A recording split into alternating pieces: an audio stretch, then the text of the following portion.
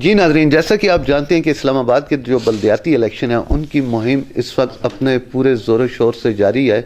और अगर मैं बल्दियाती सिस्टम की बात करूं तो आज हम ये भी जानने की कोशिश करेंगे कि किसी भी मुल्क की तरक्की और खुशहाली के लिए उसके बल्दियाती सिस्टम का होना कितना ज़रूरी है। इस वक्त हम UC27 में मौजूद हैं और यहाँ पाकिस्तान मुस्लिम लीग के नून के नामज़द कैंडिडेट मलक आदिल साहब हमारे साथ हैं। मलक साहब से आपकी मुलाकात करवाते हैं और ये जानने की कोशिश करते हैं कि अल्लाह ताला मलक साहब को अगर कामयाबी देता है तो इनकी तरजीहात क्या होंगी। अस्सलाम वालेकुम मलक साहब। जी वालेकुम सलाम जी। मलक साहब, सबसे पहले सर ये बताएं कि किसी मुल्क की तरक्की और खुशहाली के लिए उसकी बल्दियाती सिस्टम का मजबूत होना कितना ज़रूरी है सर?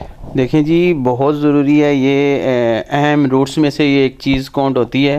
तो मैं ये समझता हूँ कि नीचे से निज़ाम अच्छा होता है तो ऊपर से भी इंशाल्लाह अच्छा होता है, क्योंकि मेन रूट्स में ये चीज़ आती है। रूट्स मजबूत होंगी तो सारा निज़ाम मजबूत। सारी बात है MP MNA तक लोगों की रसाई भी नहीं होती, आप उनकी ज़्यादा ऐसा ही है जी, बिल्कुल। देखिए जी, अल्हम्दुलिल्लाह हमारा वैसे भी सियासी घराना है। मेरे वाले साहब मरहूम साहब का वाइस चेयरमैन रहे हैं। अच्छा। और मेरे कज़न मलिक तबारक हुसैन अल मरूफ मलक बारी साहब, अल्लाह पाक उनके दर्जात बुलंद फरमाए, वो भी एक अपना सियासी पॉलिटिक्स थे और ऐसे ही अवाम की खिदमत करते रहे, सियासत में होने के बावजूद भी, ना होने के बावजूद भी। उसके बाद हमारे भाई मलक इशद महमूद साहब अल्लाह मग़फ़िरत फरमाए, वो भी फ़ौत हो गए। वो भी एक बहुत बड़े सियासी वर्कर थे। और उसके बाद हमारे बड़े भाई हैं मलिक नईम साहब, हाजी मलक अज़हर साहब अवाम की खिदमत कर रहे हैं। तो मेरी जो पावर है सारी वो मेरे बड़े भाई हैं जी। आपका वो एहसास है, बहुत बड़ा एहसास है जी, बहुत बड़ा एहसास है। बड़ी बात अच्छी की। मलिक साहब, मुझे ये बताएं सर, इस दफ़ा जो हल्का बंदियाँ हुई हैं, पहले तकरीबन कोई 50 यूसियाँ थी, अब 101 हो चुकी है, आप क्या समझते हैं, ये बेहतर है आपके लिए?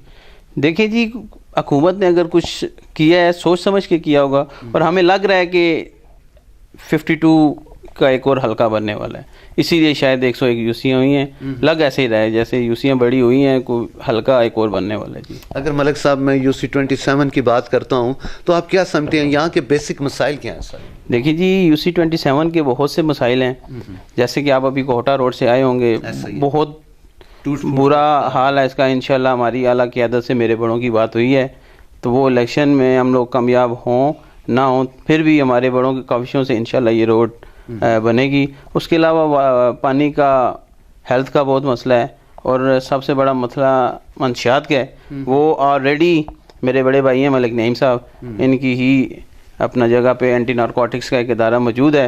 उनके साथ हम मिल के इसके ऊपर बहुत अच्छा काम कर रहे हैं और इंशाल्लाह करते रहेंगे। ठीक हो। मलिक साहब ये बताएं, अगर मैं बल्दियात के हवाले से बात करता हूँ, आप क्या समझते हैं, यहाँ पे आपकी शख्सियत का ज़्यादा अमल दखल है या कि पार्टी का वोट बैंक की कोई हैसियत है? देखिए जी, सबसे पहले तो हमारी शख्सियत है, हमारी एक अपनी पहचान है अवान फैमिली की, मलक बरादरी की। और उसके बाद पार्टी का भी बहुत अच्छा वोट है। जैसे कि आप देख लें, आप DHA में बैठे हुए हैं इस टाइम, DHA 2 आपको पता है सारे अफसरान हैं, तो यहाँ से वोट निकालना बहुत मुश्किल है। लेकिन नून लीग का बहुत वोट है जी। आला अफसरान बहुत ज़्यादा नून लीग के दीवाने हैं। मैं पूरा डोर टू डोर अपना DHA घुमाऊँ, डोर टू डोर कंपेन मैंने की है, वर्किंग की है। बहुत से लोगों ने मुझे, ऐसे लोगों ने मुझे सीने के साथ लगाया है जो ब्रिगेडियर लेवल, जनरल लेवल से रिटायर हैं, और उन्होंने मुझे बहुत दुआएं दी हैं। ख़वातीन ने बहुत दुआएं दी हैं कि हमने समझा बेटा नून लीग का तो बंदा ही कोई नहीं है, तो आप आए हैं, आप हमारे सर का ताज हैं। इंशाल्लाह 31 दिसंबर को आपको वोट दे के हम कामयाब करेंगे। मलिक साहब, ये जो एक PTI की हवा चली हुई थी, ज़िमनी इलेक्शन में भी PTI जीत गई, आज़ाद कश्मीर के इलेक्शन ले लें, या इसके अलावा जो बाद में भी इलेक्शन ज़िमनी कराए गए उनमें भी PTI ने काफ़ी कलीदी किरदार था। लेकिन अब की इन्वायरमेंट को आप कैसा देख रहे हैं? क्या ये चीज़ बल्दियात पर भी असरअंदाज होगी या यहाँ पर आप समझते हैं कि हालात मुख्तलिफ होंगे? देखिए जी, मैंने डोर टू डोर कंपेन की है और इस्लामाबाद की सबसे 101 UC में से आप कह लें सबसे अगर मुश्किल UC है तो वो 27 है, क्योंकि उसमें DHA 2 फुल है, ज़राज का कुछ हिस्सा है। चलें गाँव की तो आप बात ना करें, लेकिन ये जो गढ़ है DHA 2, यहाँ से वोट लेना और फतह याब होना बहुत बड़ी बात है।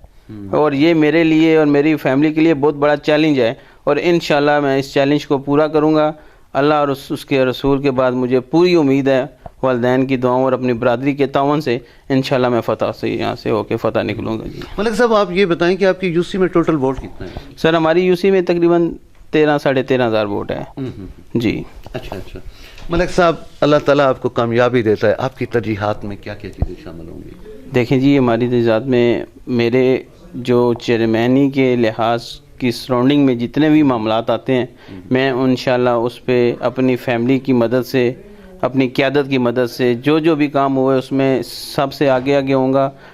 ख्वाह वो पार्टी की तरफ से हो, ख्वाह वो मेरे अपने पास से हो, मैं उसको करूँगा। बहुत से मसाइल हैं, इंशाल्लाह जो भी मसाइल हुए हम उन्हें हल करने की कोशिश करेंगे। वोटर्स को क्या कहेंगे सर? वोटर्स को मैं ये कहता हूँ कि 31 दिसंबर को निकलें, शेर पे मोहर लगाएं, वोट को इज़्ज़त दें, आप हमें इज़्ज़त दें, हम आपको इज़्ज़त देंगे इंशाल्लाह। और जो भी आपके मसाइल हुए मुस्लिम लीग नून की क़यादत से और अपने बड़ों की सपोर्ट से और ख़ुद से मैं इंशाल्लाह आपको कभी मायूस नहीं होने दूँगा। बहुत शुक्रिया। जज़ाकल्लाह। नाजरीन, मलिक साहब की आपने बात सुनी। मलिक साहब इस अज़म के साथ इलेक्शन में आए हैं कि इनका जो जज्बा है वो आवाम की खिदमत है, ना कि सियासत में मुफाद परस्ती है। और जैसा कि इन्होंने बताया कि ये जिस फैमिली से तल्लुक़ रखते हैं, सियासत इनकी विरासत में शामिल है, और ये इससे पहले भी अपने आबाओ अजदाद जो इनके हैं, उन्होंने अपनी जो लाइफ थी वो समाजी खिदमत के लिए वक्फ कर दी। आए मैं इस यूसी के मुख्तलिफ और लोगों से आपको मिलवाता हूँ कि वो मलिक साहब के बारे में क्या ख्याल